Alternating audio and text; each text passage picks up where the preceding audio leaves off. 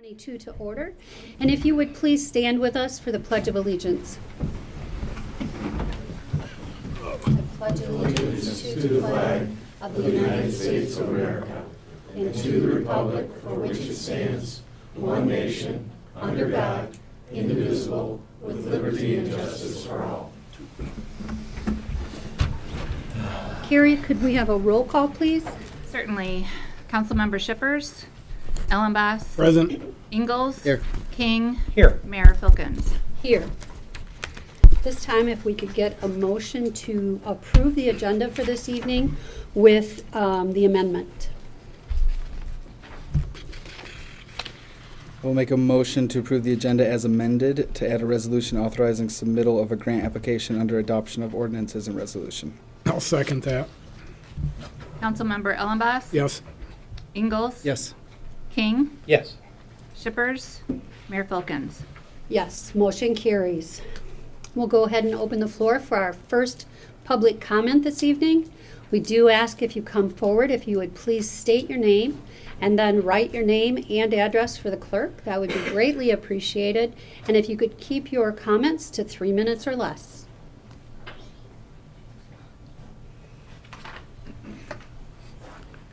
Jason Towers.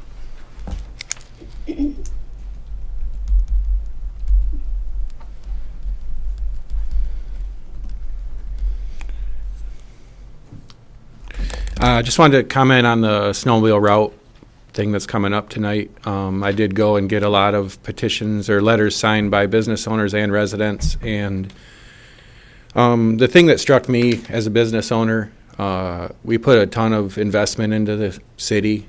All the owners that signed the letters put a lot of money into the city, and we're just looking for, if there's an opportunity for snowmobilers to come and spend their money here, and even if it takes some management, we would like to really work towards that. January through May is a brutal time of year in the hospitality industry, and so if we can get some of those snowmobile dollars coming to town, we would love it. So that's the comment that I have, and a lot of support that I came across. I didn't come across anybody saying we don't want snowmobiles in town. So that's my comment for tonight. Thank you. Thank you.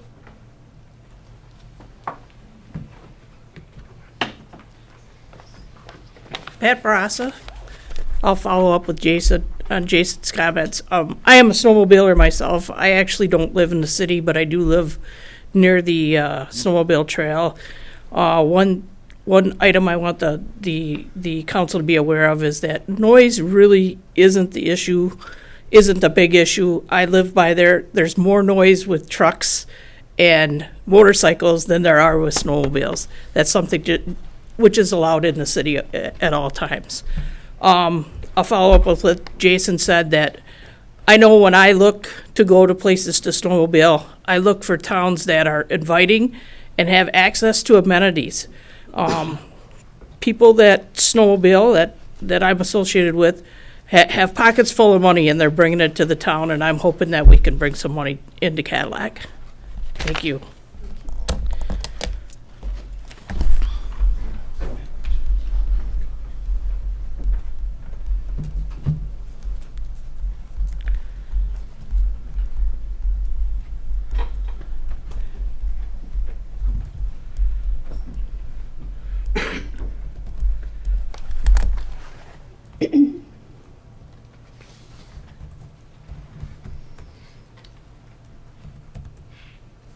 Hi, I'm Linda Beal. I live next door to the Cooley School, and I have to apologize for my voice when I get nervous. It gets kind of scratchy.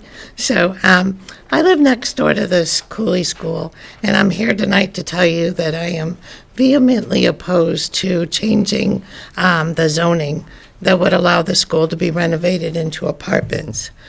We bought our we bought our house 15 years ago. My husband, before his illness, could be seen working in our yard most warm days. He has made our background a little paradise with abundant flower gardens, a pool, a barrel sauna, and wood carvings. It's one of the best kept secrets in Cadillac. The second floor of the school looks down into our yard, so we will be living in a fishbowl. And as you know, The Cornerstone Ministries Church put in a bid to buy that property and actually offered $35,000 more than the developer, and that was awarded the sale. I'm not a member of the church, but I've talked to Pastor Troy, who is here tonight, and on several occasions about their plans for the property. They have the community in mind. They're going to make they wanted to make the big building where they worshiped. The smaller building, Head Start's ready to sign a 12-year contract for much-needed classroom space, and then a park for our many children that live in our neighborhood. If you would have driven by yesterday, there was a group of children playing on the school grounds. In the back, they were playing basketball, and in the front, they were practicing pitching their baseball. It seems to me that the church that doesn't require a zone change or a tax increase has the best interest of the community at heart. CAPS held a meeting several years ago, and they had the 4 plans, what they wanted to do with that property. I stood back and listened to with the comments of the people that were looking and voting on these plans. And they certainly weren't our neighbors. They had to have been like CAPS employees. They said that the dog park was a good idea, and the pocket neighborhood of 10 houses that was cute. And I just wonder, how cute would those houses be if it was next door to them?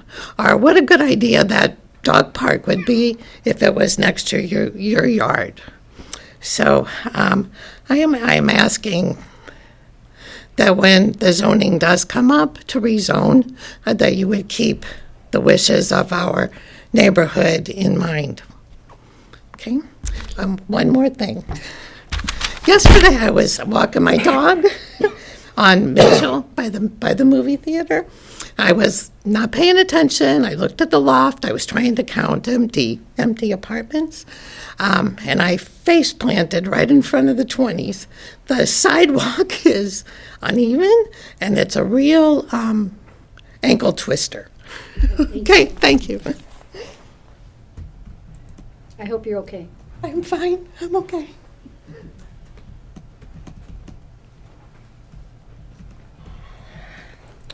Hello, Don Koschmeider, Cadillac, Michigan. I'm here to talk tonight briefly about an informed electorate. It's good to be informed so you can vote on important issues to your heart. But when you're not informed or you're lied to, it's hard to make the right decision. So I don't know where everyone watches their news from. There's CNN, there's Fox News, there's all kinds of other affiliates and channels. I watch InfoWars because I believe in the most extreme right. I also watch CNN because I get a little bit of both. The mainstream media in general is lying to us. It's lying to us about the war in Ukraine. It's lying to us about the poisoned vaccines that are killing people from myocarditis and strokes and blood clots and heart attacks. It's lying to us about everything. So if you want to be informed about the issues that are near and dear to your heart and your family, I suggest you tune into Infowars.com. You can watch it right on your Roku TV.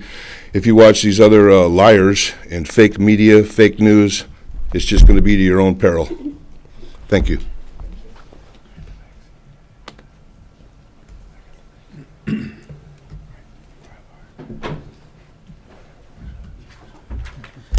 My name is Philip Hayner.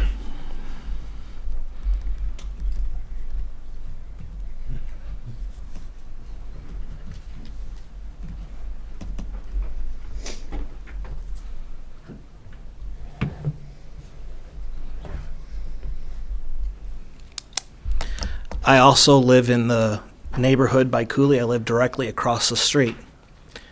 And something that I really noticed a lot during the meetings with the school board was they kept saying, this is what the community wants.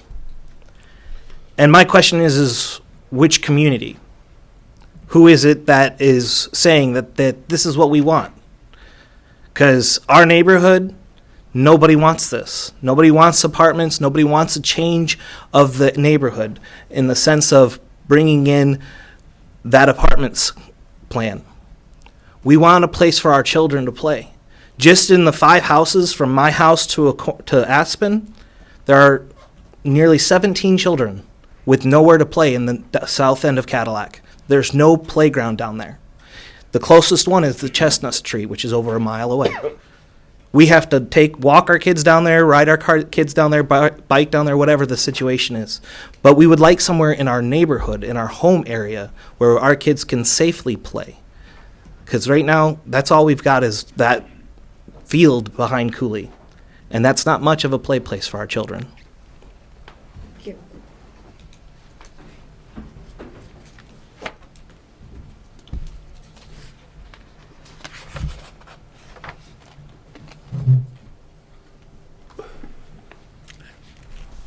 Good evening. I am Pastor Troy Baxter, and I lead Cornerstone Ministries here in Cadillac. And just as we've gone through about a 2-year process on the pursuit of the reuse for Cooley School, and was encouraged significantly by the school board to present our proposal and our application. And to date, I've spent about $20,000 in that pursuit, with a lot of encouragement from the school board. And as we walked through the process of making some decisions, I became more and more aware that the school board had made a decision 2 years ago. And one of those decisions was they gave the neighborhood 4 choices: apartments, apartments, apartments, and apartments. They knew that we were proposing to relocate our church at the Cooley building, and had been really developing relationships with this neighborhood over this period of time. So one of the things that we had kind of got our arms around as we walked through this is the school wanted to embrace the apartment concept because they said we need, number one, housing in the community, and everybody agrees with that. And also it would add to the school tax dollar base from a property right now that doesn't generate any school taxes. Well, the community just awarded a couple of years back $65 million to our school system because we value that. We voted for that. I supported that. Still support our school. I think they're an awesome group of people. And then I get to just going into some of the logistics of what the tax dollars go for, and I discovered that 36 cents out of every property tax dollar goes to our public schools. And so that's more than the city of Cadillac gets. My study there was 28 cents for every tax dollar. So we tried to address that in our plan. And as you know, Cornerstone Ministries Church is over on Aldrich Street. We have a 3-acre field that fronts on Wright Street and adjoins to the solar park across the street on Wright Street, and we offered to partner with the developer that the plan on that was 34 units and spending $6.8 million as part of our plan to accommodate the school's request for tax dollars and housing needs. I have to interrupt. Yes. You're over the 3-minute time limit. You are welcome to stand up and speak at the second public comment at the end of the meeting if you'd like, if you have more information. I do. Okay. I'll try to be on point a little bit more. Thank you. Thank you so much. Yes, ma'am.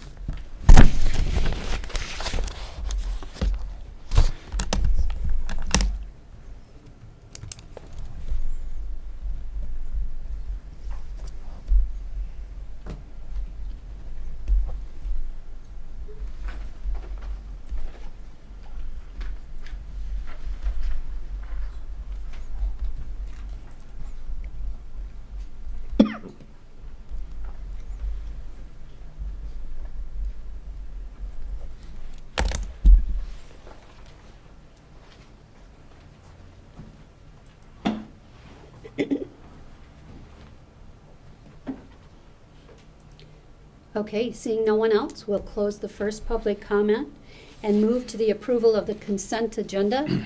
This evening, we do have the minutes from the work session that were held on April 4th, 2022, along with the minutes from the regular meeting that was held on April 4th, 2022.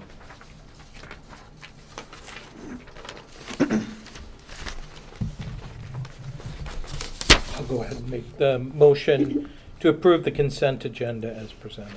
Support. Second. Councilmember Ingalls? Yes. King? Yes. Councilmember Shippers? Ellenboss? Yes. Mayor Filkins? Yes, motion carries. Okay, that takes us to a community spotlight for this evening.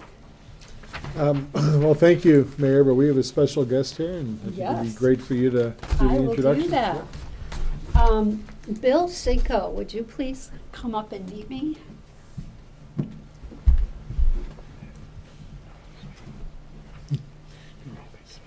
Good to see you. Good to see you, Carla. Yeah. Here. Good to see you. This evening, we are awarding Bill Cinco with the Mayor's Award for Excellence in Community Service and Volunteerism. For 26 years of dedicated volunteer service to the City of Cadillac through its Downtown Development Authority, thank you for playing a vital role in the growth and prosperity of our community. Your years of commitment and service to our community are sincerely appreciated. Round of applause. Mayor and Bill. Would you like to say something? Well, thank you. I want to say thank you very much to the city for giving me the opportunity to serve on that board and volunteer time. I learned a great deal. Very educational, informational, interesting, just for sure. Yeah. And I hope to see in the future that we see more young people coming up through the ranks and people in the community volunteer and get involved with the local boards to learn what's going on and make it a better, positive place ongoing. We all need to do that, and we don't get it if we don't get involved. Good words. Thank you. Thank you very Bill, much. Bill, would you step right over here next to the mayor? Oh, I'm the impromptu photo person. One more. Perfect. Hmm?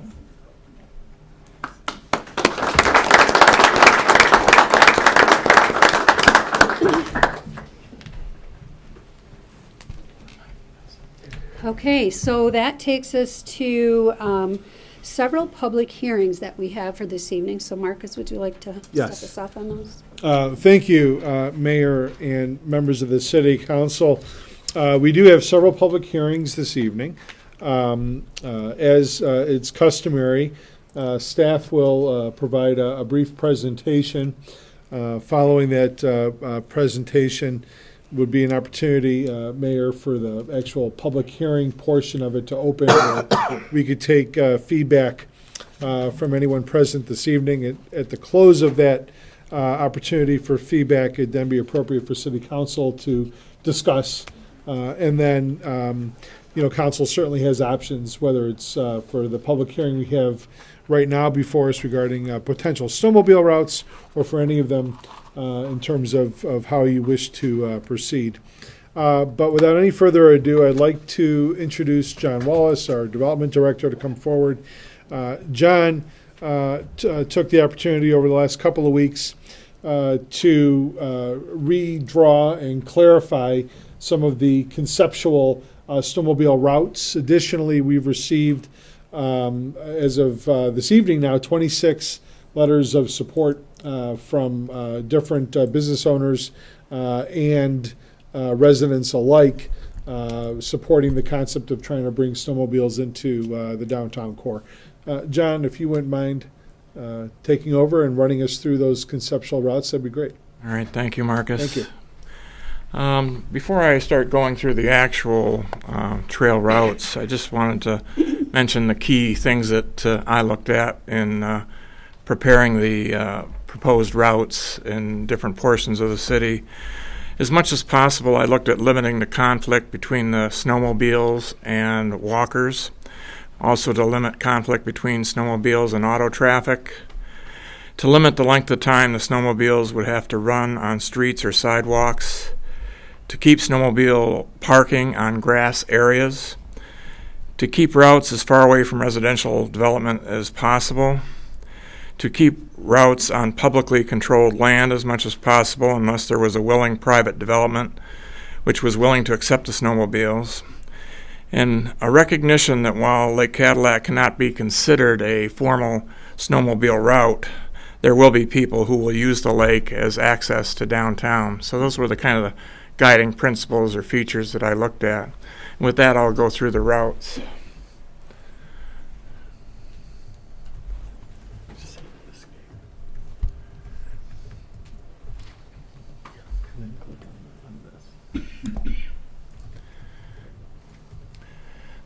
The first route actually is where the White Pine Trail enters the city from the south.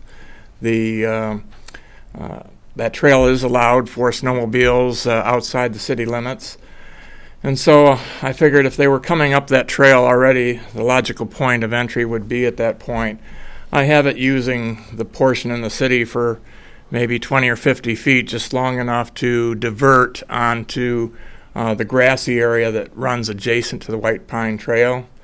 And you can see here it runs up to the apartment complex entry drive. And it's going to continue on this path, and it's essentially going to parallel the White Pine Trail for almost the entire route into the downtown. Second one. Again, here it is going up to Pearl Street, and again you can see that essentially the same thing, trying to keep it slightly off the roadway to avoid conflict with that and to allow snow plowing on the roadway, but also trying to keep it away from the White Pine Trail as well. The next one. And it continues. Here it goes from Pearl up to Marble Street. Again, it's following the same exact route, a little bit off Sunnyside and still off the White Pine Trail. Next one. From Marble up to Granite Street. Again, we were able to maintain the same general principle and the same spacing between Sunnyside and the White Pine Trail. And there is also some, in certain places, there are some vegetation between the trail and the Sunnyside Drive. So in some cases, you are getting a little bit of buffer between the trail and the route that the actual snowmobiles would be on. Next one, please. Okay, here it goes from up to Pearl Street, or Pollard Street, excuse me. And at Pollard, there's a lateral deviation from the route. The route continues along the White Pine Trail, but at Pollard, there's going to be a lateral connection that will go up to the Willow Market, and so that's you're seeing the start of that lateral movement right there. But the pathway continues on alongside the White Pine Trail. Now, one thing you will have to keep in mind is that as you get closer on the next few segments, the terrain changes a little bit, and so any choice to move forward on this would require some additional evaluation on grading, possible some vegetation removal, and possibly some routing of some drainage, because there is some drainage things, small ones that pass through that area, and they might have to be addressed. So just to be aware of that. Next one, please. This shows the lateral connection to the Willow Market and Primo's business. That is an unpaved road, and so it could be plowed in such a way as it would have a low pad of snow and probably not be in a position to cause damage to the street or to the snowmobiles, at least to some degree. Next one, please.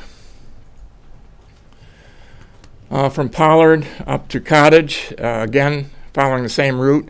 There's a little bit more vegetation in this section, would probably require a little bit more precision in how it's crafted to go through that area and what had to be removed.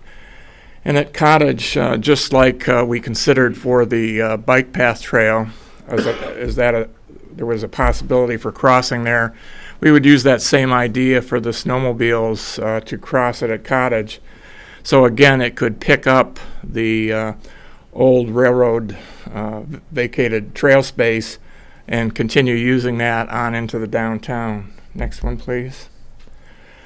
So from Cottage, it would use portion of the sidewalk. It doesn't look for a very long segment.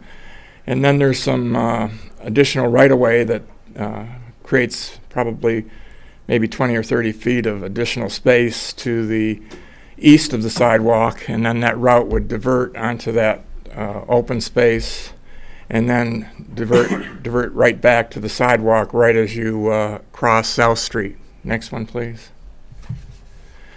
And from South Street, it would continue on that vacant trail, and that's a grassy area right now, and you could have potential parking areas, both for Marina Shores if anybody was visiting anybody there, or it also is a location that would be close to the Family Fair Market or to the Rite Aid that's at that location.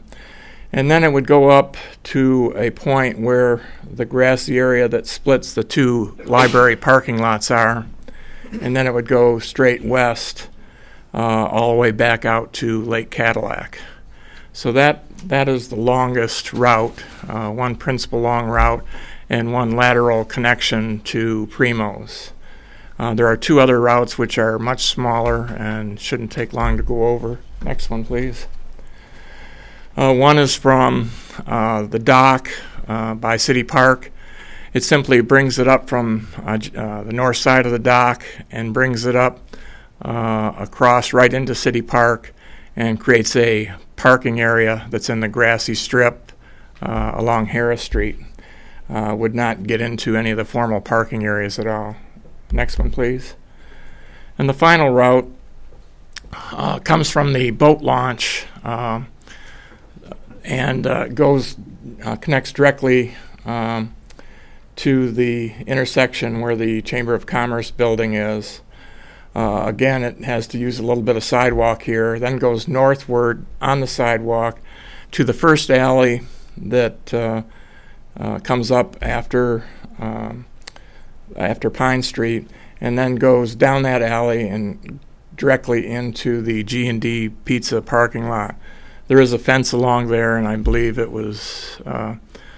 I've heard that they're okay with allowing a gateway into the parking facility. So wherever they wanted to create a space in that parking lot, I brought it in at a place where it would not interfere with the heavy in and out traffic at lunch, which is more or less in front of the building, closer to Mitchell Street. And so, but they could work with that and adjust that for whatever they wanted. But that's essentially it. And if anybody has any questions, I'd be happy to take those. Thank you. Let's wait until after public comment. Yeah. Okay. Thank you. You bet. Okay, at this time, we'll go ahead and open the floor for any public comment as it relates to this public hearing and the topic of the snowmobile routes. Is this my second one? No. No. Sorry. Okay. You know my name. I support the snowmobile route. I love Primos. I go there often. And the snowmobilers need to get to some barbecue brisket. They have the best in town. Thank you. Thank you.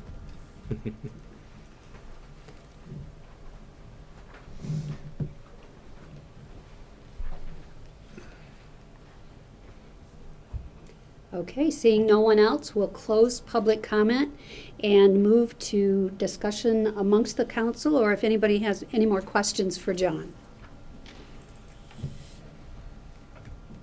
Nobody? Well, Go ahead. Just me again? Well, I'll go. You can go first. Okay, thank you. Mm-hmm. Thanks for your hard work, John. I appreciate it. Thank Just you. one quick question as I try to visualize this. Let's say the White Pine Trail is here. There's that gap of land between Sunnyside. You're talking about dropping down off the White Pine and hedging into traffic on Sunnyside, that patch of dirt, correct? Yes. Okay. All right. Very good. That was it. Because I am concerned about them snowmobilers not dropping down and continuing on White Pine Trail. But we'll see what happens. And I think we would probably want to sign that route as well and keep people on the appropriate route. If I could just quickly jump in, Mayor, members of council, the routes are conceptual. If any of these, all or some, were to move forward, we would need to engineer them, make sure that there aren't things like utility boxes or shrubs or whatever, in the way. There would need to be the acquisition of appropriate signage, showing the route paths and wayfinding and some other things to make any of this work. So, yeah, that was all. John, I think you did a great job, and I want to thank you for redoing these renderings because I think it helps make it more clear. And one of the things that I wanted to make sure the public knew is we've gotten a lot of feedback over these past few weeks in supporting this. And by starting to work on it now, it gives staff the ability for the spring, summer, and fall to make sure it can be engineered correctly, come back to us if there are any tweaks that the community development sees needs to be made.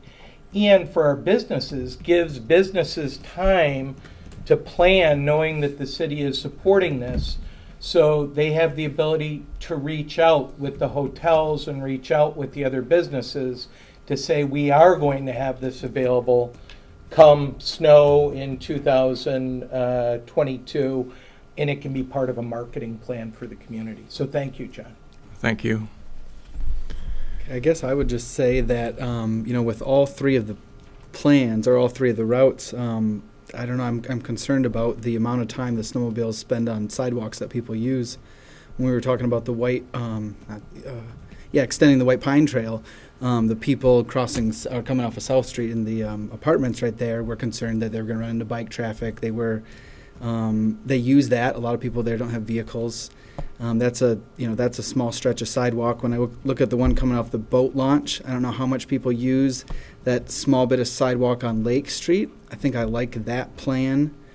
The plan from the boat launch to G&D looks like a nice, easy plan. But again, I wonder, how much infrastructure do all of these require, like grading and are some of them easier to do than others? Like obviously the extending it along the White Pine Trail, are we going to do anything down there? When Brian talked about the area that we're trying to direct them, are we going to be grading that? Are we going to be?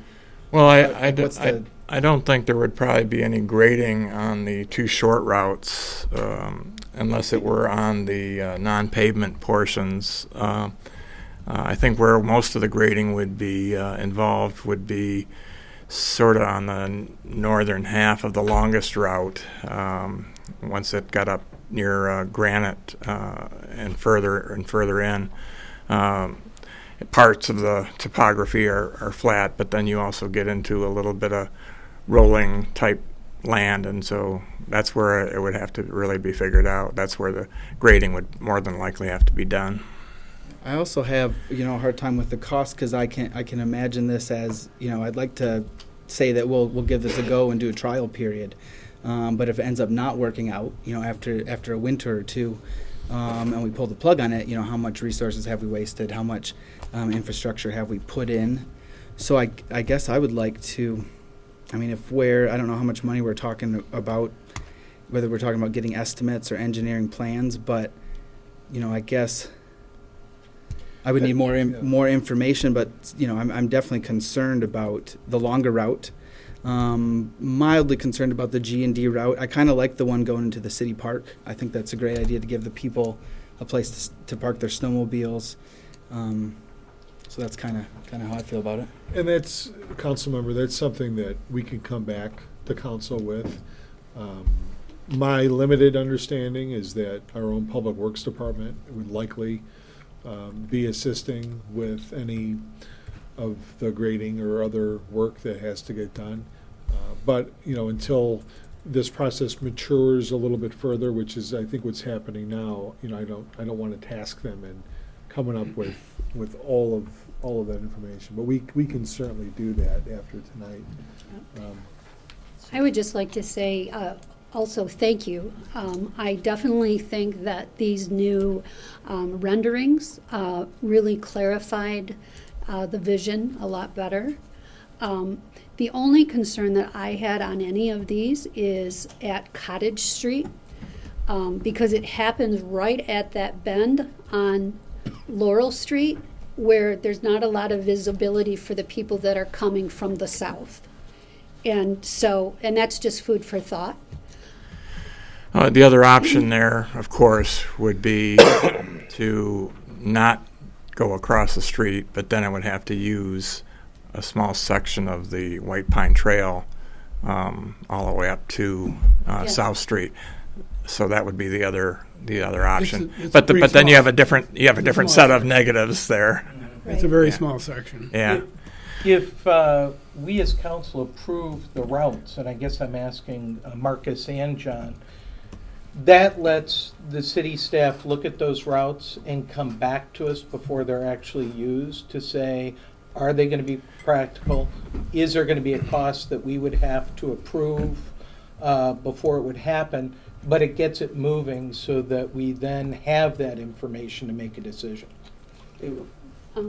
Okay, and I also wanted to finish my thoughts on all of this work. And I understand that there was a phone call that came in, and they were concerned that we were just focusing on the Willow or Primos, and we were just focusing on G&D.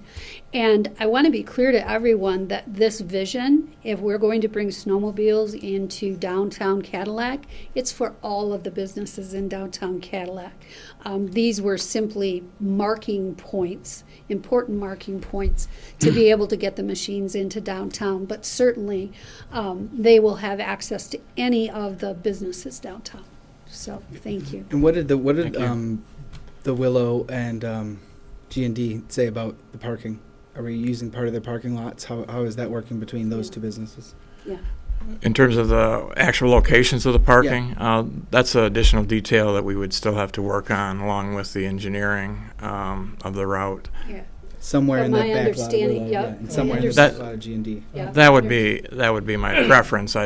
I wouldn't want to start trying to commingle busy in and out off of Mitchell with the snowmobiles if we could avoid it. Right, and sometimes I think, with the snowmobiles, probably most times, I don't own a snowmobile, but those folks have a lot of money invested in their machines, and so, we're going to want to put them in parking areas that they feel safe leaving their machines and going into businesses. And I understand that Willow has that space, and will help monitor that, and G&D has a huge parking lot there, so. And the Willow also has the event space Yes. to the rear of the site, so people that might be attending an event there would, even if they were in the back, would have quick access to that event space. Right. And I think the city park one is a nice access point if people are That trying was to a go nice to the downtown addition. one, so- Central, yeah. Yeah, I really liked that. One of the things I wanted to also show Mayor and members of council, while it's not highlighted on this map, it's the G&D route map. The parking lot directly across from the boat launch is commonly known as the trailer lot. Obviously, to this point to accommodate boat trailers. But there really isn't any reason, should this lot be maintained in a fashion in the winter, where it couldn't also accommodate, people coming in with their vehicles and snowmobile trailers as well, that are looking to access any of the areas that John presented on, or even access, areas of Cadillac on the west end of town as well. If they look at shooting across the lake. So, there's even other options that we didn't really get into yet tonight as well. And so, the staff, sort of is looking for, some direction before we were to come back. If this is something of interest, we would be happy to spend some time with our Public Works operational folks, with our engineer, and really get a better handle on the framework of what it would take to put this in. I don't want to sit here and tell anybody that it's not going to cost much. At the same time, I don't think it's going to be too much. But I know that that's a question, and we're happy to try to solve that. Well, I think that we accomplished tonight what we needed to do as far as giving people the opportunity, once again, to join in this discussion with us. And I am hearing a lot of support from the community, and I didn't hear any negative input from the community this time. So I tend to agree with Councilmember King that if we agree tonight to move this forward, then the city can go to work perfecting what this is going to look like in the future. One quick question. Marcus, is Pollard Street on our list to be paved anytime in the future? I couldn't tell you off the top of my head. I don't know if Owen or Connie. Not in the next 6 years, no. It's not on the CIP. Mm-mm. All right. Yep. I would also want to hear from the public safety director at some point, because I know we may be bringing a whole host of problems, so I would just have a small bit of Yeah, questions. somebody's going to have to keep one part of that cleared, plowed. Yeah. I mean, do One we, section. Well, And they'll take care of it. That's a good street department. Well, and it's just like we currently do, but it'll just be an additional responsibility, I would say, of our public safety department to make sure that people follow the rules and they're not running off down a street in Cadillac where they should not be. And so, I certainly want it to be a successful program, and I don't want people in trouble, but it will be monitored to make sure that they're not just running all over the city in residential neighborhoods. Not that they would do that. Right. so are we looking to make a motion to support further planning? I'll try to see if I can do this so it's understandable.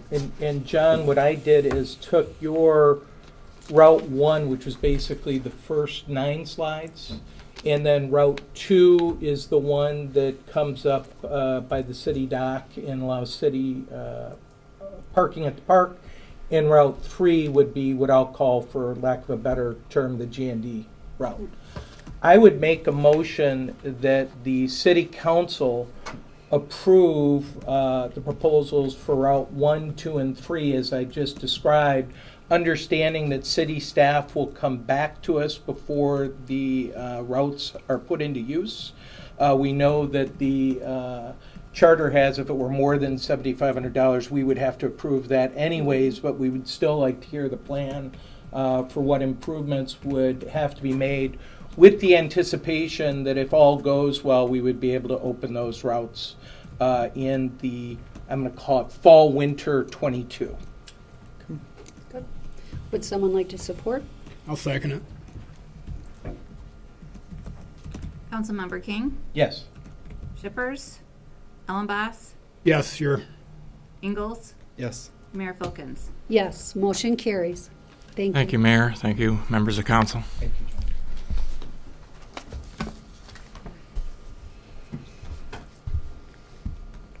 Okay. To the next one. To the next. Thank you, everybody. And our next public hearing, or set of public hearings, I should say, are with respect to the 101 Harris redevelopment project. As I mentioned at your last city council meeting, we would have our consultant, Mac McClellan with Atla Mabi, here to do the presentation. And as Mac is getting everything ready, Mac is going to provide one presentation basically for the next 3 public hearings. And so the public hearings are in regard to the overall brownfield plan, then the obsolete property rehabilitation exemption request, which is to create the district, as well as then the public hearing on considering the application itself. And as I mentioned at your last meeting, just to mention all of this one more time, this is, sort of the beginning of a process of a collaboration that the city has with the private development as well as with the state of Michigan. This truly is a public-private partnership, or a P3, sort of in the flesh. What we do here at the local level is required in order then for the state of Michigan to also get involved. And these incentives and this type of project and development is really no different than what we've done in the past most recently for the Speeds project, or the Speeds Lofts, I think is what they're called, or for the Cadillac Lofts. And so without any further ado, Mac, if you're ready to run through the slides, that'd be great. Thank you. Thank you very much. As Marcus mentioned, Mac McClellan. I'm the consultant for the Brownfield Authority and the city in these projects. And John and I are glad to introduce the matching presenter shirts tonight. So we're pleased about that. So, yes. Thanks. Just want to talk a little bit about the 101 Harris Street, the redevelopment of the former Northwoods Hotel. Give a little bit about the project as well, and representatives from the development team are here as well. Talk a little bit, as Marcus mentioned, about brownfield redevelopment as one component of the approach and support for the project, and also the Obsolete Property Rehabilitation Act, with two considerations. One is the district, and the second is the application itself as well. And then talk a little bit about the process and approvals.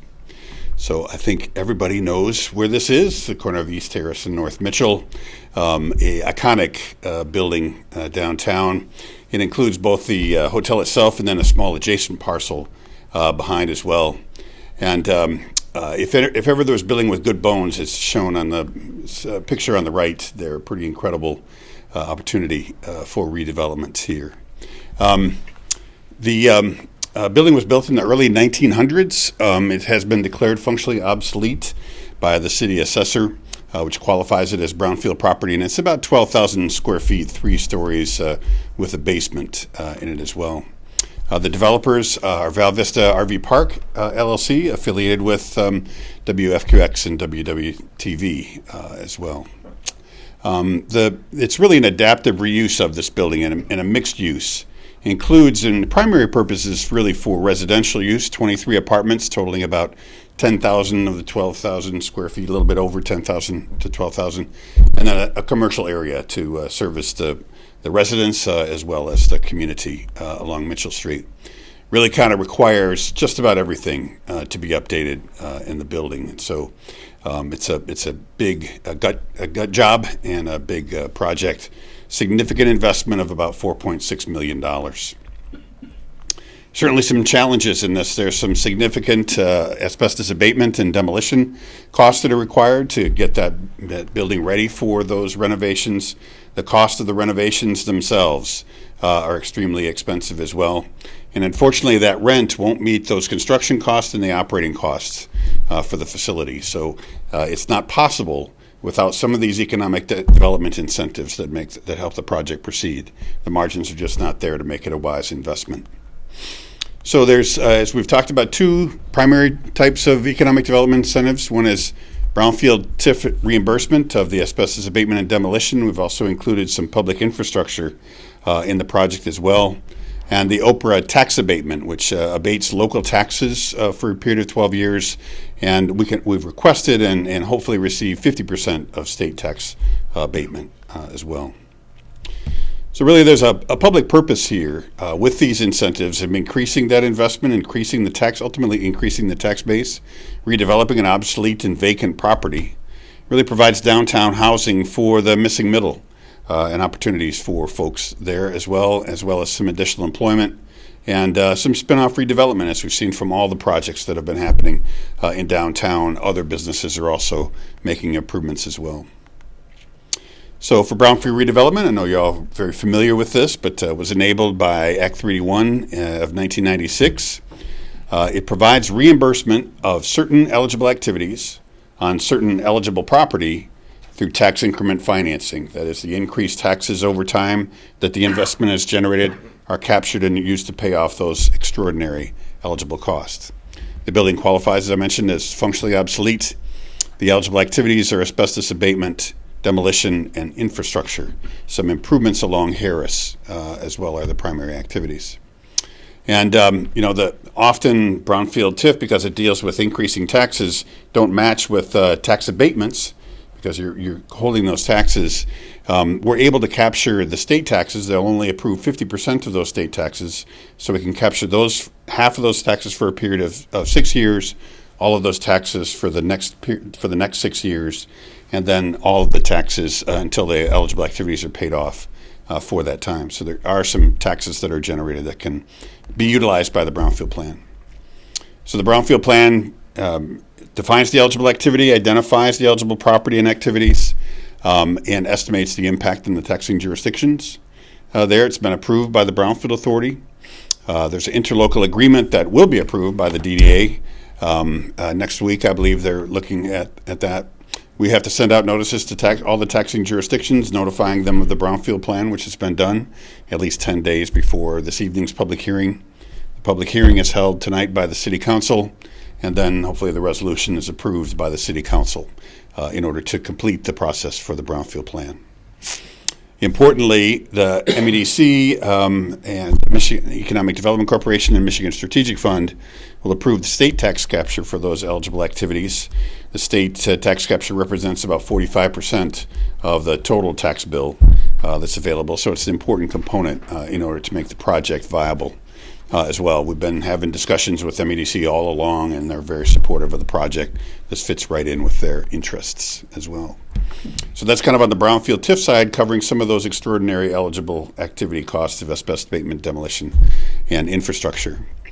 Another important part of the project is really reducing those taxes for the cash flow of the project for a period of time and allowing those dollars to go back into the project as well. It's provided by the Obsolete Property Rehabilitation Act, Act 146 of 2000, and it really freezes the value of the building at its current level. And so taxes are only for the building. Land is not included, but only for the building it freezes those taxes before the renovation. Renovations happen, they go on, but the taxes are frozen at that level. And again, all the local taxes will be abated as well, and then if approved, half of the state taxes would be abated.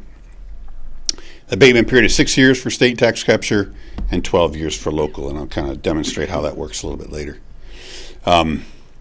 As I mentioned, state property tax would be based on that new assessment after that 6-year period. So those taxes would rise based on that new assessment, and then after 12 years would be the local taxes.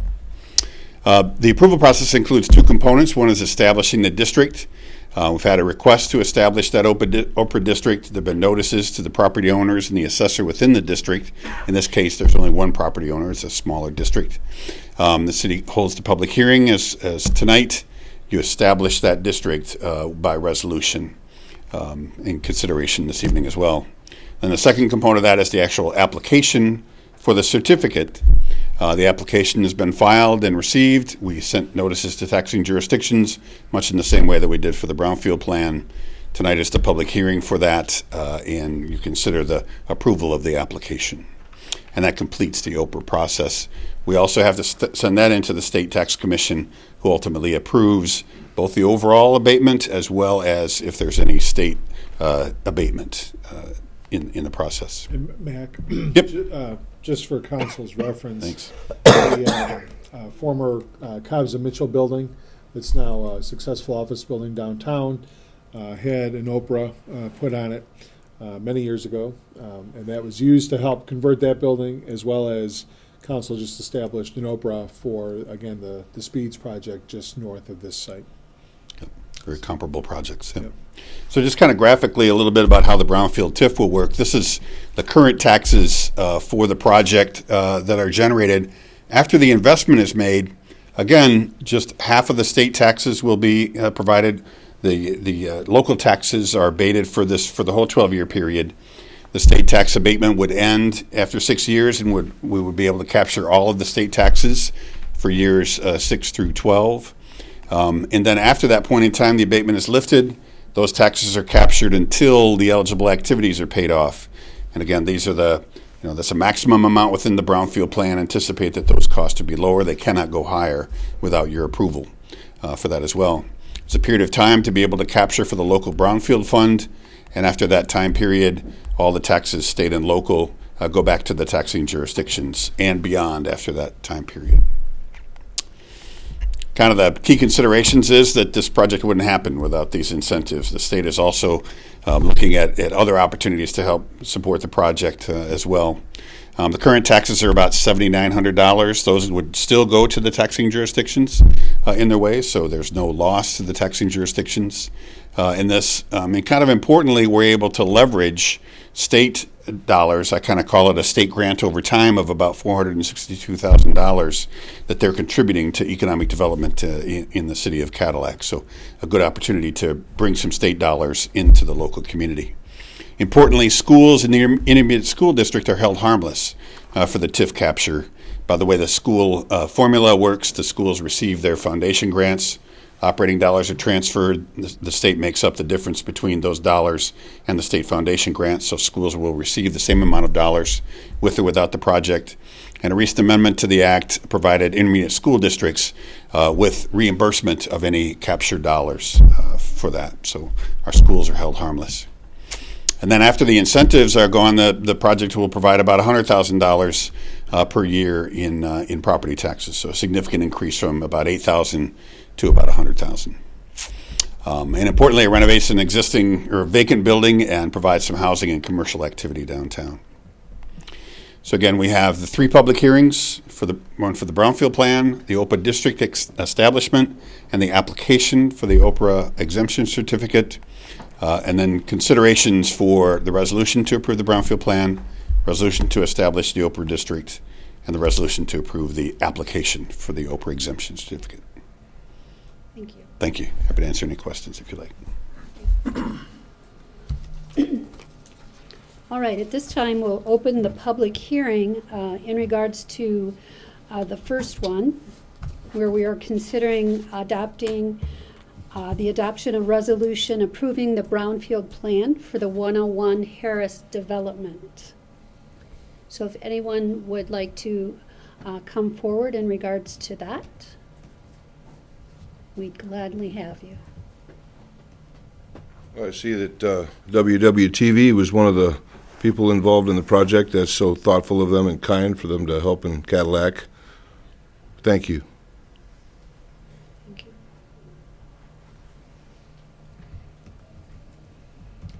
Okay, seeing no one else, we'll close public comment and move to discussion amongst the council. Any questions for Mac or entertaining a motion?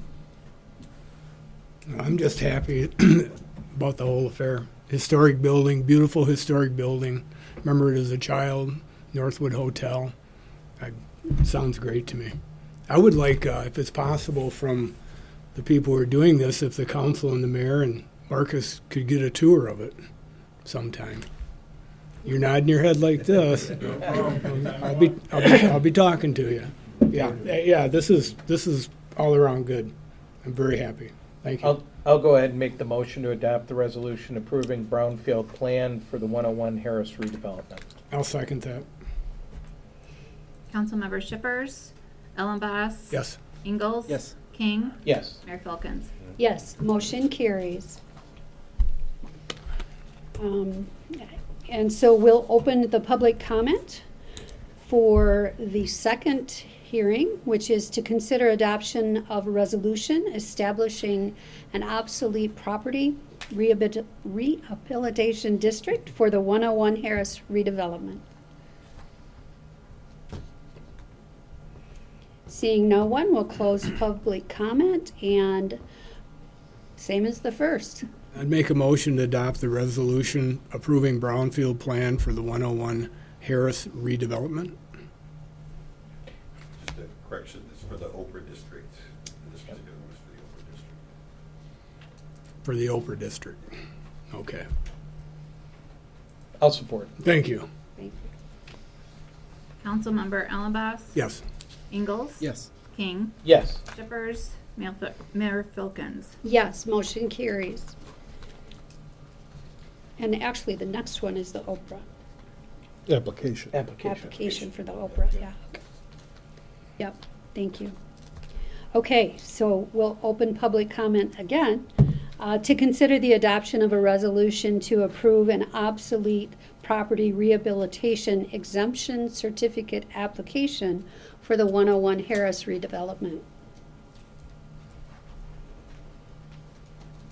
Again, Don Koschmider, Cadillac. Just want to say how amazed I am that WWTV is getting involved in this and helping this old building. I think it's wonderful that you got plans for this old building. Surprised by WWTV.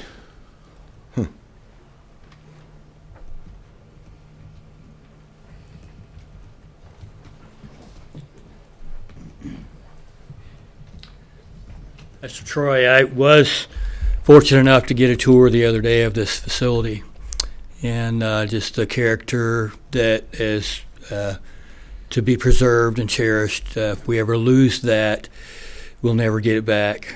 And I've been in a lot of places across the country, and it's a rare occasion that you find those things coming together. So anything that would support that preservation and restoration, I would support that. Thank you.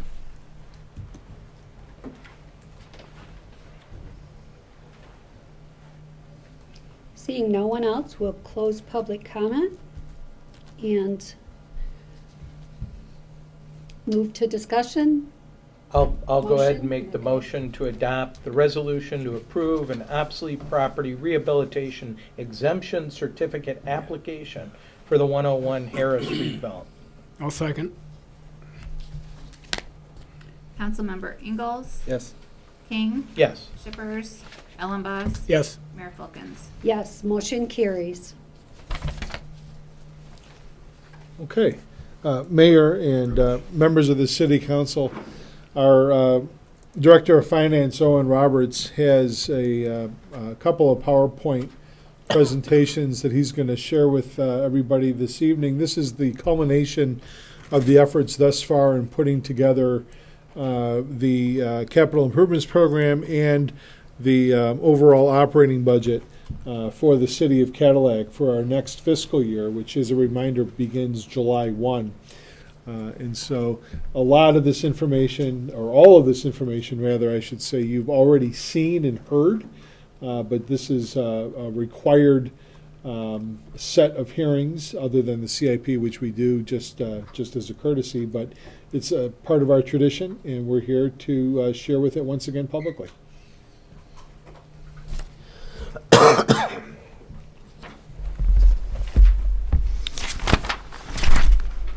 All right, good evening. Thank you very much.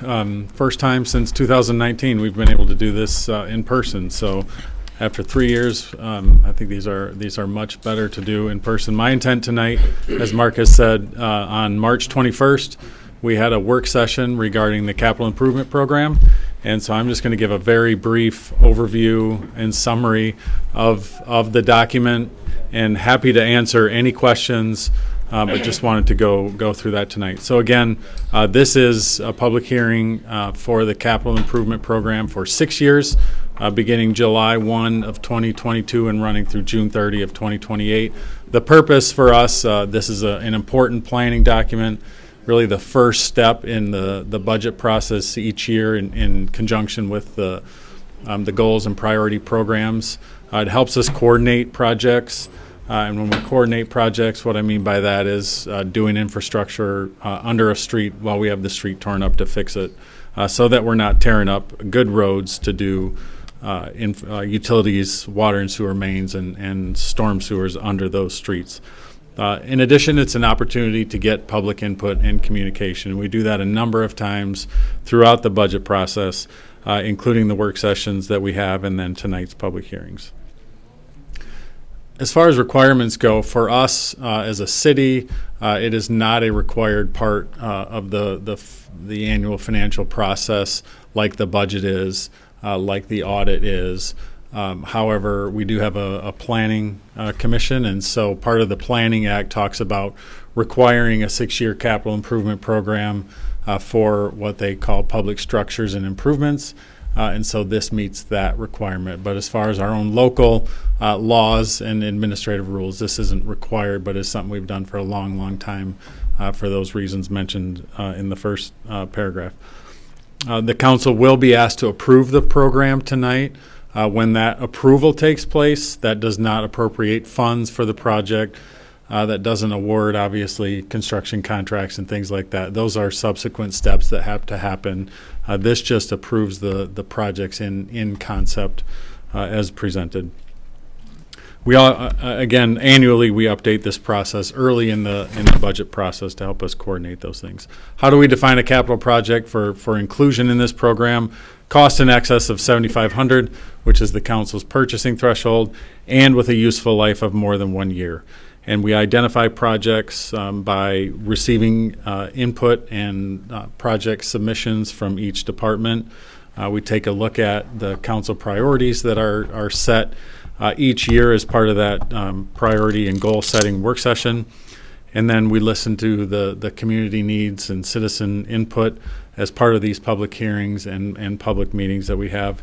And then any grants that we may receive could determine a timeline as well. If there's a particular type of grant for a particular type of project that may accelerate something into this program.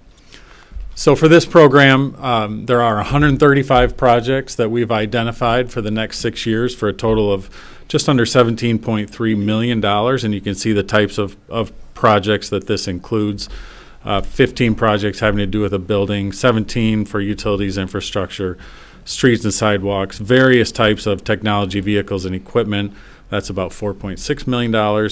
Some recreation projects and an industrial park expansion. The streets infrastructure in this program includes about 4.6 miles of street. For year one, which is what we'll talk about next as far as making it into the budget for the capital budget, Carmel Street, West Division Street, and West Division will be assisted by a special appropriation from the state of Michigan through MDOT's and their small urban program. That was a $375,000 appropriation, which typically we get every six years. Our next one won't be till 2028, but they made the special appropriation, so we're splitting that with the CWTA and going to use that $187,500 to help reconstruct that portion of West Division Street. As far as the local streets go, Lester, which is a bad street in front of Franklin Elementary School, Air Street, and Simon Street, and portions of those. And in addition, another $4.5 million with 17 additional projects. Utilities infrastructure is always one that is a pretty significant cost. There are 17 of these types of projects. 13 of those, just over $1 million, deal with the street infrastructure or the under street infrastructure that is in conjunction with when we do the streets. And then 3 years where there are some proposed projects to do some sewer lining. This helps extend the life of the pipes that were originally installed. Funding for these projects is a critical part of our rate setting process, which is another thing that we have to do as we move through the budget process. These investments then will also be programmed into an upcoming professional rate study that we'll be hoping to undertake. And the reason we do that is to just help to affirm, ensure the adequacy of our rate structure so that it not only can cover the maintenance operations but also the investment in capital. Just a couple of slides of some project highlights for the benefit of the public who may not have seen this before. So we buy things like small dump trucks, big plow trucks, but none of those are in here this year. We've completed replacing all of those. Fire trucks are a big part of the plan this year, trying to overhaul and purchase a new engine, and then a backhoe. Just a couple of snippets of examples of the types of projects that you'll see in here. Again, police patrol vehicles, 5 of those. We did just buy 3. With the use of those, all 3 of those will be on the replacement schedule by the end of this 6 years. So those are ongoing and repetitive costs. Unique this year, the police K9.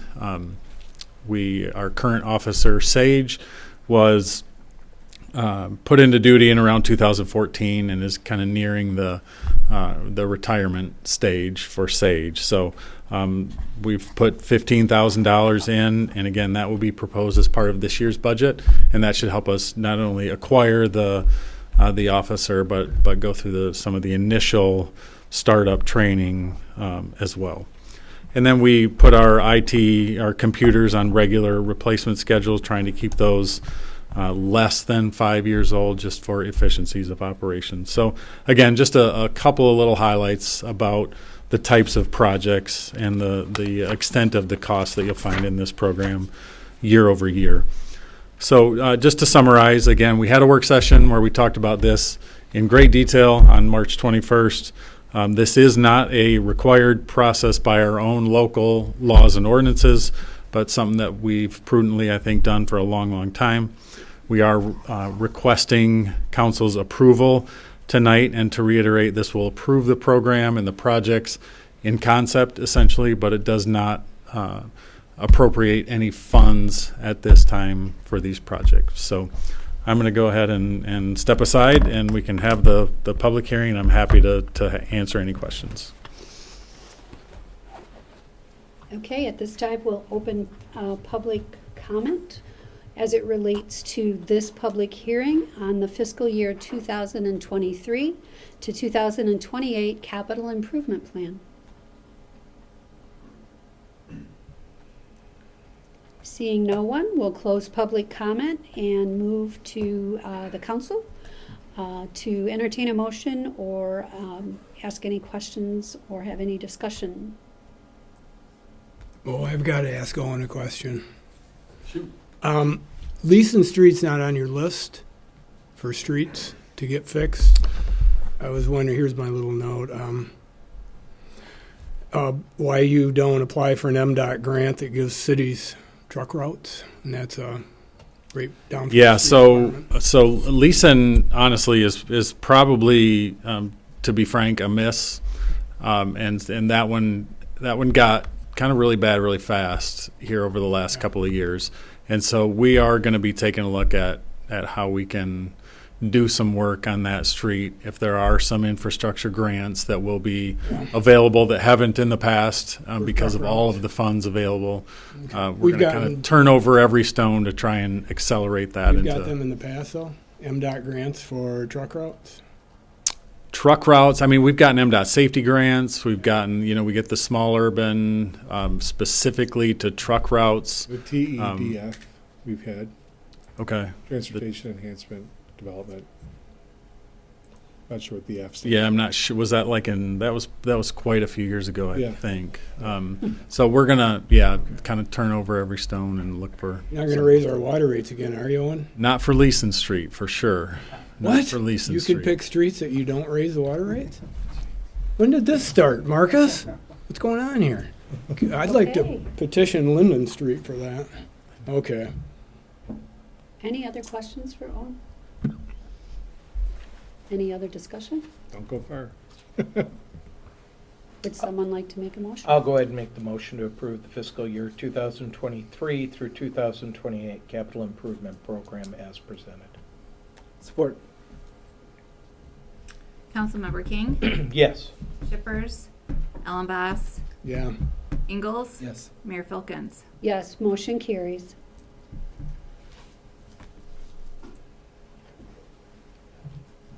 Switched around quick.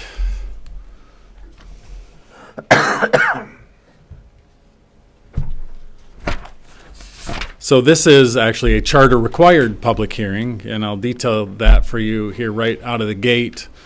So here are the kind of the guiding principles from our charter related to the budget. So in section 10 of the charter itself, it outlines that on or before the first day of April in each year, the council will hold this, the first day of April, will deliver to the city council the budget. And so that's why on April 1 each year, you get a message from me asking how you want me to deliver that to you, and that's to meet that requirement of the charter itself.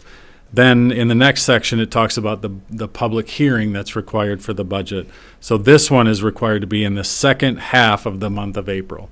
So that's what we're doing here tonight, is to meet that requirement. We have a 10-day public hearing notice on that as well that we met with the publication a couple of weeks ago. And then it talks about the budget adoption, which needs to happen not before the 10th day of May, nor later than the last day in May each year. And so that's what we'll be presenting on the 2nd of May. We'll introduce that ordinance, and then we'll consider that for approval and adoption, which then actually does appropriate funds. That will be May 16th for an effective date of July 1. Appropriating those funds does require the affirmative vote of 4 or more members of the council. And then in terms of budget amendments, as we did at the last meeting, the budget ordinance itself actually grants authority to amend the budget when necessary by resolution. So we meet here tonight as in the form of a public hearing to meet that second section of the city charter. And again, I'm going to try and follow the same process. Very, very brief overview. We did talk about this document again at length on April 4th, 2 weeks ago. And so I don't want to reiterate all of that information, but there are a couple of pieces of information in here that we are required to talk about in the public hearing. Overall, we are expecting total revenues of $20.5 essentially $1 million, with spending proposed of $22.1 million. That results in a red figure of $1.6 million, but as we discussed, that's absolutely a planned and expected use of bond proceeds that were received as revenue in a prior year, and we're simply spending those down. So nothing to be concerned about. This is not an ongoing or structural type of deficit. This is just an expected spending of bond proceeds, and primarily in 3 of our funds, the street funds, and then the capital project fund related to some downtown infrastructure. The budget continues, I think, to accomplish several important priorities. Most importantly, I think, protection of reserves. We have a solid solid balance in our reserve funds.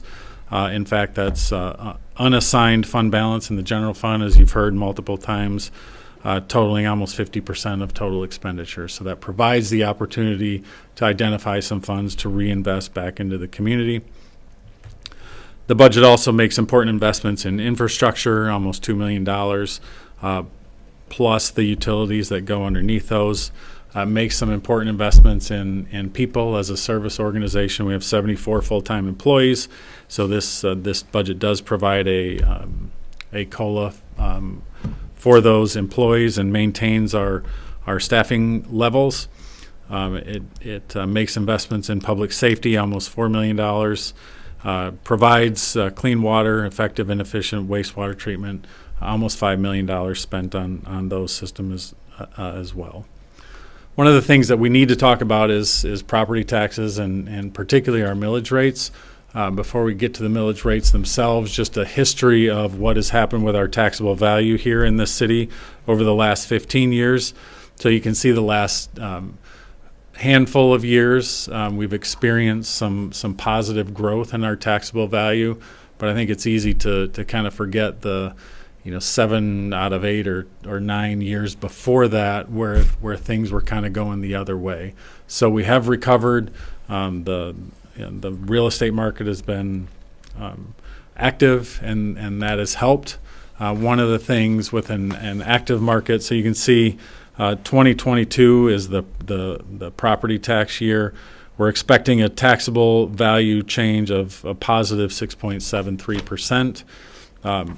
However, just to offset that somewhat a little bit with an active real estate market, one of the things that we bump up against is a Headley rollback. So the Headley amendment was an amendment to the Michigan Constitution that restricted the growth in property taxes.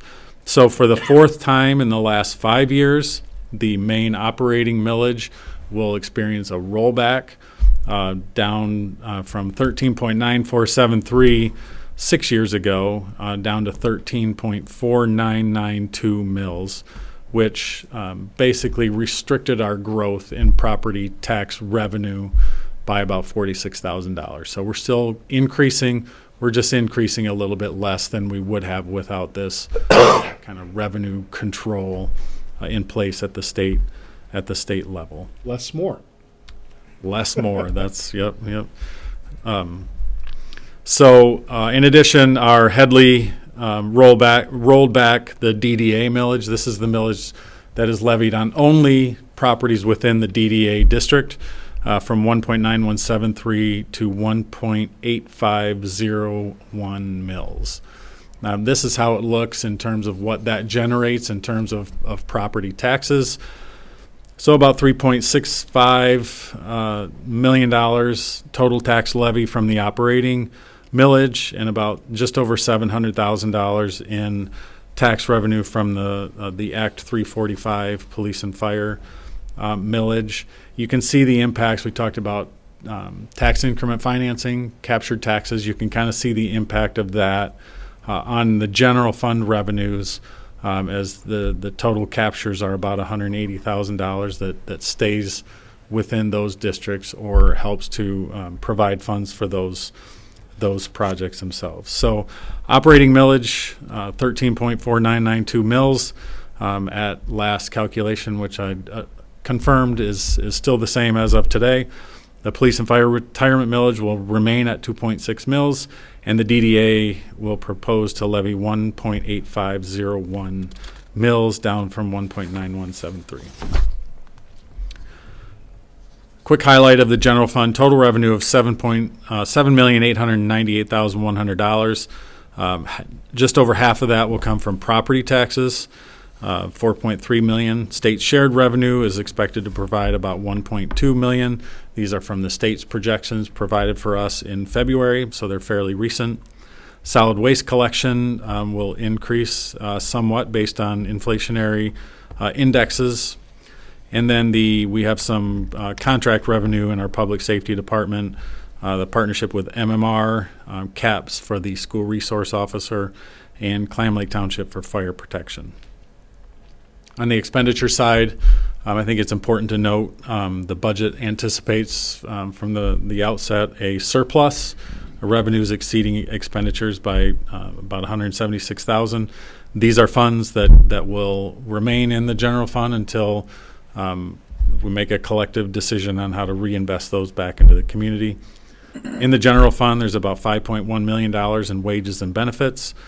The general fund essentially accounts for everything not required to be accounted for somewhere else, mainly streets and water and sewer fund. So in the general fund will be your public safety, all your general government, administrative employees, and those types of expenditures.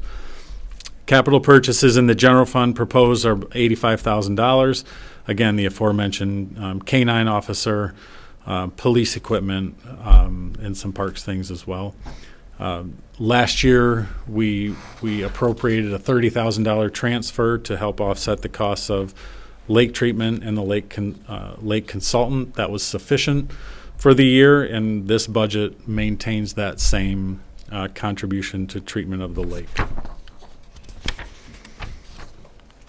In the water and sewer fund, budgeted revenue is up about 3%, and that's based on a proposal for rates and from the current projections on how we're doing this current year to date.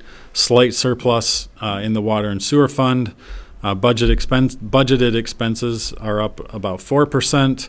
A lot of this increase is related to the interest expense associated with our new Wellfield project. And then on the capital side, just under $1 million in addition to whatever we have kind of trickling over the end of the year with the new Wellfield. We will plan on making, again, a more lengthy, detailed presentation when we talk about water and sewer rates on May 16th. But just to introduce it briefly here, I'd like to remind people, even though it may not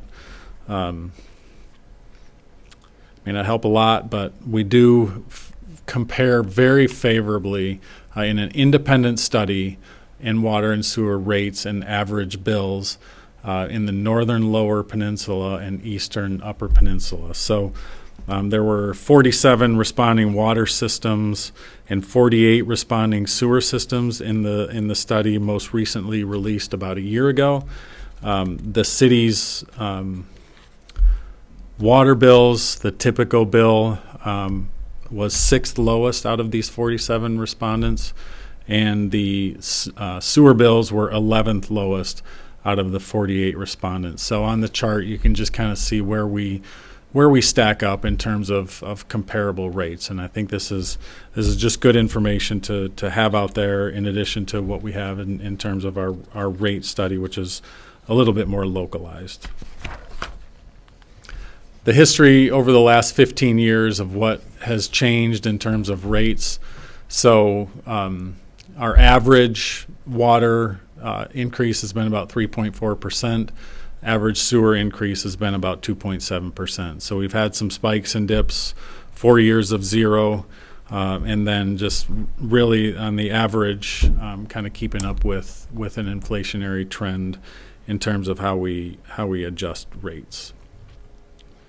The proposal, again, this year will be for a 3%. That really reflects what was in the cash flow analysis that we had as part of our water asset management plan.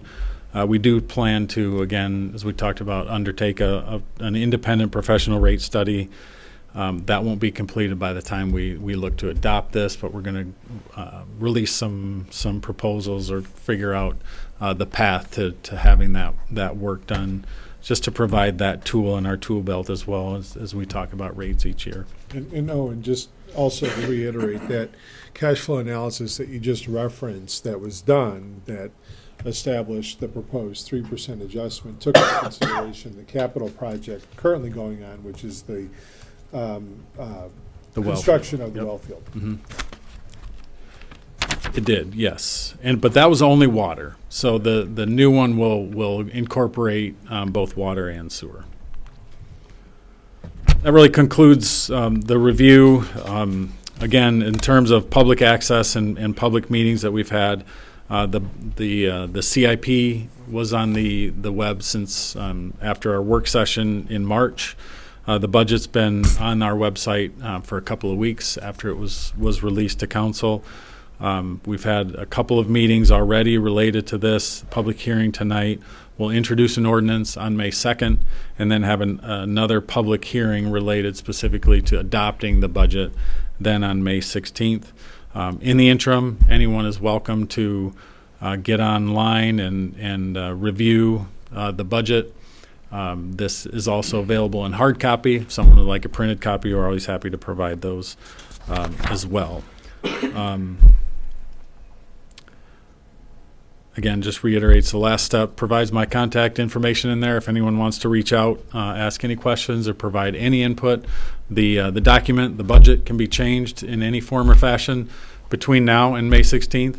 And even after that, it really is a living, breathing document that just really reflects the activity for any given year. So, again, as we open it up for any public comment, stick around. Happy to answer any questions anytime.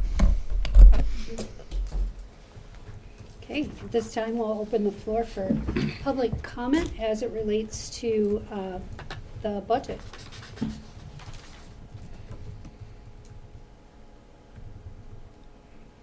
Not seeing anyone, we'll close public comment and move to the council discussion. Or lack thereof. There you go. If someone would like to make a motion? No motion required tonight. Oh, no motion. I am Yep. so sorry. We've been making so many motions tonight, right? Not tonight. About a Okay. month from now.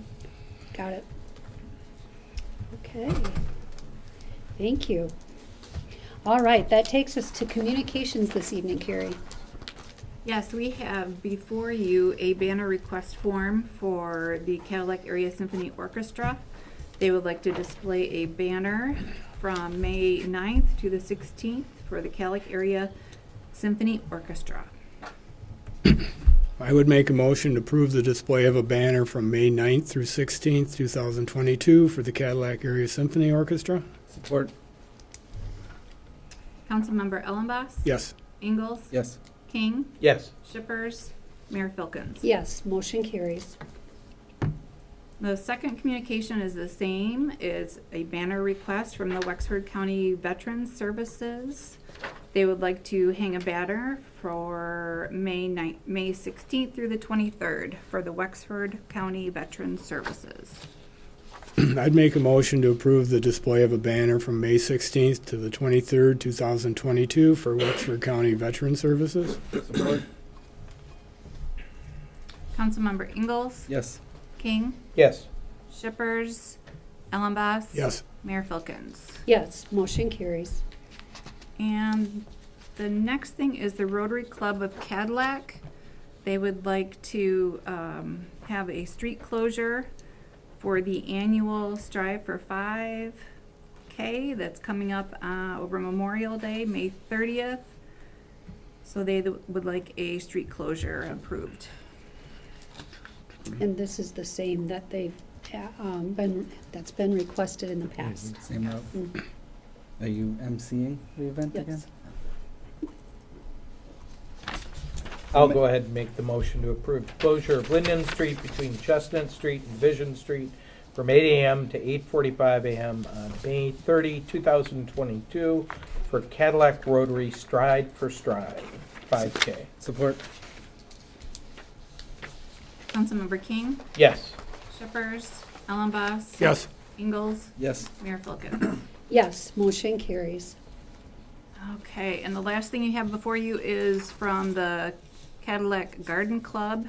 They would like permission to place a toddler's musical instrument in the sound garden this year. I'd make a motion to grant permission for the Cadillac Garden Club to place the fungi phone toddler's musical instrument in the sound garden. I can't wait to see that. It looks like a mushroom. Support. It's going to take the place of the bamboo hut that's there now. Mm-hmm. Councilmember Shippers? Ellenboss? Yes. Ingalls? Yes. King? Yes. Mayor Filkins? Yes, motion carries. One Next. appointment.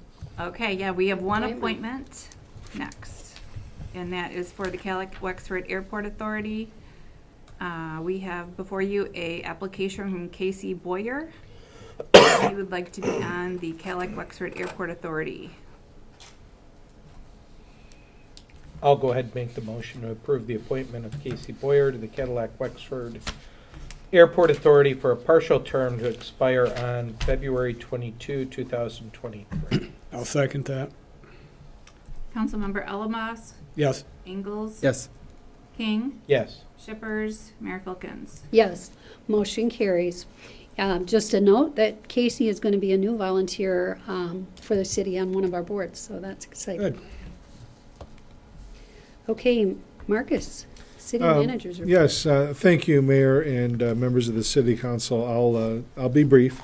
The first item is in accordance with Council's discussion at your last strategic work session or budget work session. This is regarding the refuse and yard waste collection services agreement. Before you is an amendment to that agreement that will extend the terms for a 5-year period.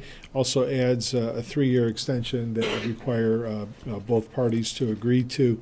The only other change is under the modification to rates. The non-fuel portion would adjust by $1 per unit. The language under the fuel portion would stay the same, and no other changes to the agreement are being recommended or being presented.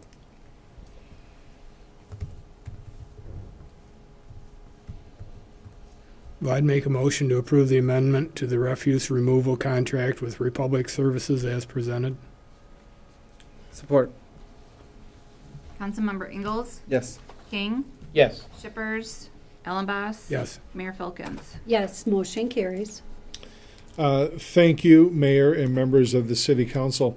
The next item is essentially the same as the first. However, this one is with Miss Green. Miss Green provides our curbside recycling service. As before, we're looking at an extension of a 5-year term with a 3-year option there following.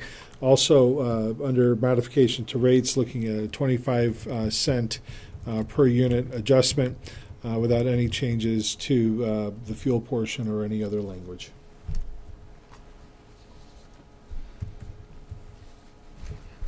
Well, I'd make a motion to approve the amendment to the recycling service contract with Ms. Green LLC as presented. Support. Councilmember King, Yes. Shippers, Ellenboss. Yes. Ingalls. Yes. Mayor Filkins. Yes, motion carries. Thank you, Mayor and members of the City Council.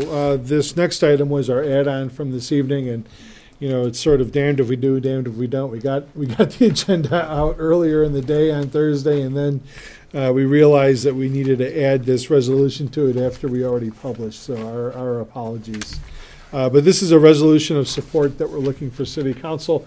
You perhaps may recall on several occasions the city had mentioned that there are these brand new grant opportunities from the state of Michigan. This is basically $1 million grant opportunity for us to look at funding what they are now calling public gathering space initiatives. This would help to fund a collaboration of projects between the city and CAPS, including a small portion of the stadium project, improvements along the Keith McCullough walkway, and even potentially coming up with funds for the picnic shelter piece over the trailhead at Cadillac Commons. By no means is this resolution of support actually fund anything. This is just a part of the grant application that's a necessary piece. And so, Do you have any idea what CAPS is going to use? Have they earmarked anything? I mean, yeah, so part of the project, there are ADA sidewalks and other infrastructure around their facilities. Okay. So, yep. I'd make a motion to adopt the resolution authorizing the submittal of a grant application to the CDBG Public Gathering Spaces Initiative. Support. Councilmember Shippers, Ellenboss. Yes. Ingalls. Yes. King. Yes. Mayor Filkins. Yes, motion carries. Okay, at this time, we'll open the floor for our last public comment this evening.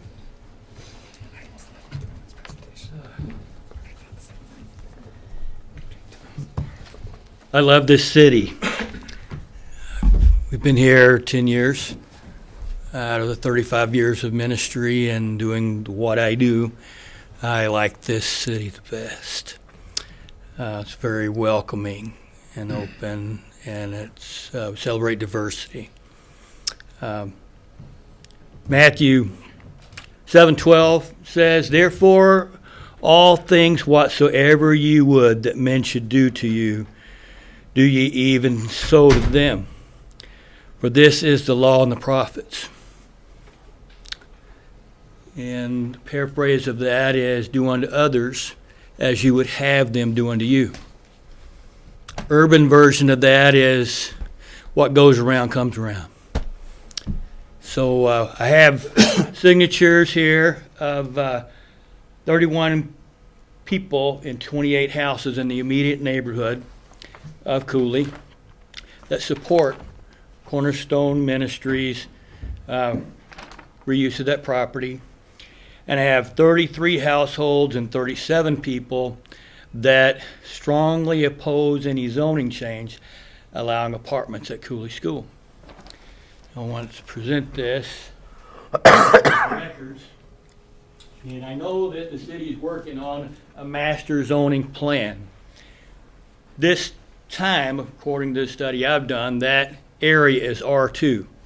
And I know a lot of that's been in mid-stride for several years, but I'd like for everybody that's here that is opposed to that zoning change just to give a signal of your hands. Okay. And there's a lot more to that. So as you make the decision on whether to allow this to go into a multiple family or not, ask yourself, would I do this to me? Some of us who are here, and I've got signatures of support from individuals that are in this room and setting it behind the desk on different components. So just know that we value the diversity of the city, and we're enjoying it, and we're prospering here, and I thank you for the opportunity to have a voice. Thank you.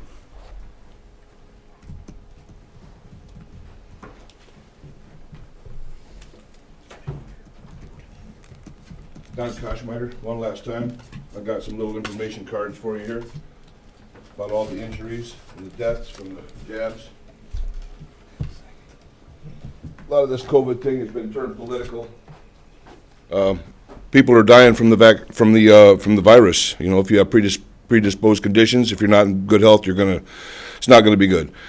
You go to the hospital, God bless them, they mean well, I think, but they can't be that nefarious, but they're following protocols and they're giving people drugs like remdesivir, and that shuts down your kidneys and makes your O2 levels go to crap, and then on goes the tube. And I hear some hospitals in general are getting $53,000 financial incentive if the patient dies intubated. So the vaccines are not vaccines, they're killing us. They're killing us all. They said they want to kill us. They're killing us by 2030. They got the Great Reset. Alex Jones predicted it years ago in his movie Endgame. Klaus Schwab, the head of the World Economic Forum, writes books like COVID-19, The Great Reset, says we're all going to own nothing by 2030 and eat bugs. I went to the public library board meeting just before the city council because I saw this on InfoWars, this book, Genderqueer. There's other books in the library. Some states and schools make it required reading. I have some gay friends. I'm not a hater. I have a gay black Democrat friend here in Cadillac. You can't be so close-minded, you know what I'm saying? But leave the children alone. I went into the library to see if this was in the kiddie section, and it wasn't. It's all cartoons. It's all colored. There's 3 or 4 pages of pornographic sex acts in here, and I shared it with the library. They asked me if I wanted to get rid of the book. I said, no, don't ban books, but it doesn't belong around the children. So if you weren't aware of these books like Genderqueer or Lawn Boy or Klaus Schwab's plan to kill us all and make us eat bugs, I suggest you watch InfoWars. Thank you.